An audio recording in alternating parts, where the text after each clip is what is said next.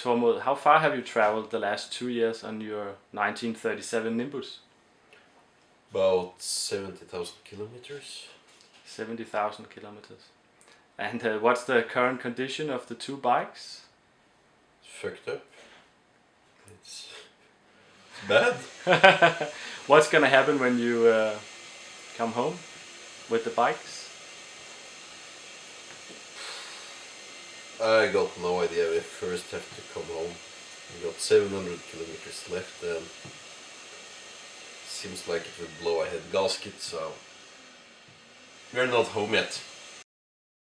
Did you improve your mechanical and technical skills along the way?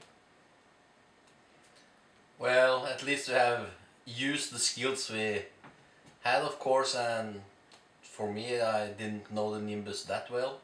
So yes, it has been a progress on the... I saw somebody using a Coke bottle on the way, a Coke can, to make something repair. Making the ships. Yeah. Yeah, you learn how to improvise when you have to. Who's John Carlson? Never heard about him. Never heard about him, no? Is he Danish? I think so. He's the Spandauer baker, I think. Spandauer. He's our Part supplier. part supplier and one of the big helpers in Denmark. John is the biggest contributor that has been involved in the project when it comes to spare parts and logistics.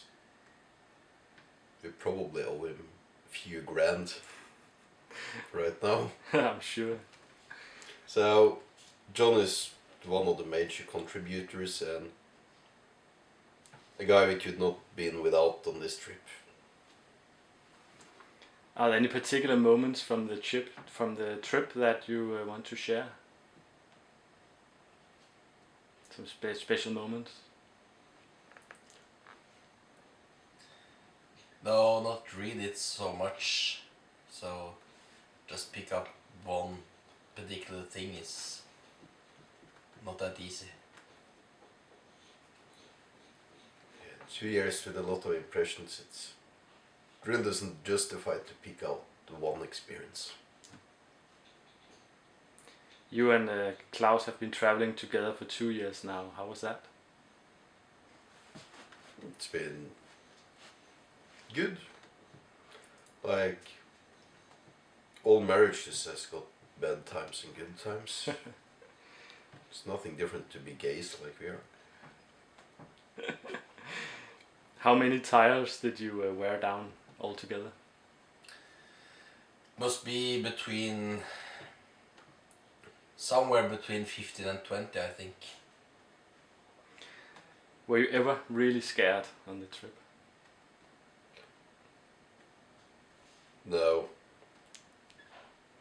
No, it has been not very scary moments actually. Most of the time it has been very nice, very okay. The worst thing that can happen on a trip like this is basically that you die, and sooner or later that will happen anyway, so it's really not a big problem. Right. Have you met people who made a big impression on you? John Carlson. Whoever that is? Mm-hmm. Of course you meet also a lot of friendly, nice, helpful people all over, so yeah, that is also why this sort of traveling is so interesting, that you meet the normal people around, you stay in their houses or garages or whatever and drink their vodka or other alcohol and share the moments with them, so That's the best. yeah. I would say that String Emil made a big impression. String Emil, okay. This German guy that he's a normal, well, not too normal guy, but he's a truck driver and a used car seller. And his hobby is to dress up in strings and getting photographed and he's not looking especially good, but he doesn't give a shit about what people think, and he just does it for the fun of it. So it should have been much more people like that. What was the biggest hospitality you met on the trip? That must be the Ethiopian guy. Yeah. Who?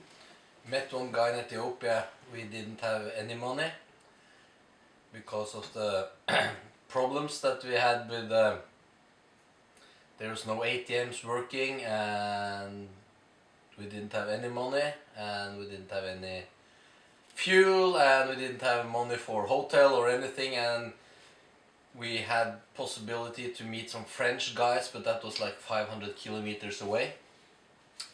And he actually, without knowing us or anything, gave us money and helped us to find a hotel, gave us money for fuel, gave us food, gave us even money, so we had spare money, so we had more than enough to get to was it Addis Ababa? Yeah. Yeah, to get to Addis Ababa and meet up with a French guy and also find the ATM that was working. And that was actually amazing in a country like that where people are so poor and everything. And he probably gave us more than a month payment to two strangers he would never see again probably, and so that was the So Meretu, if you see this, you are the winner of Hospitality Prize 2009-2010.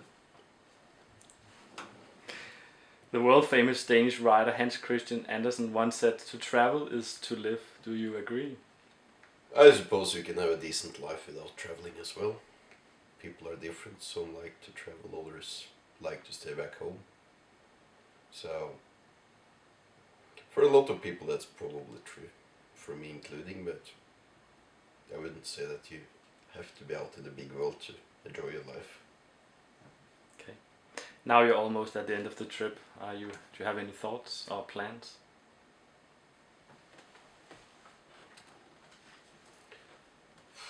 Back to working life for a while, Okay. get in some money. Any new trips planned or? Trying to do a new round the world trip on an electric motorcycle.